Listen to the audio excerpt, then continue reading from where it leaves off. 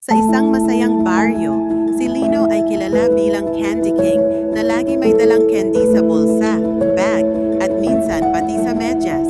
Araw-araw, ang paborito niyang candy ay ang Super Mega Rainbow Lollipop na kasing laki ng palad niya. Paggising pa lang, candy agad ang nasa isip ni Lino at sa eskwela, may tsokolate pa siyang dala. Pag-uwi naman, gummy worms ang parangalan sa bag ni Lino. At bago matulog, may caramel cubes pa. Lino, anak, baka sumakit ang